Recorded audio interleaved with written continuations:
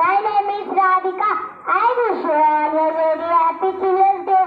In India, Children's Day is celebrated as November 14th every year. Children's Day is the birth anniversary of our first Prime Minister, Pandit Jawaharlal Nehru. He loved spending time with children. Children's Day reminds us how important children are in our country. Nehru was called as Chacha Nehru by kids. His birthday is celebrated as Children's Day.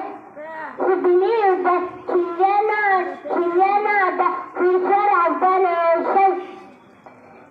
They hold the future and it is us.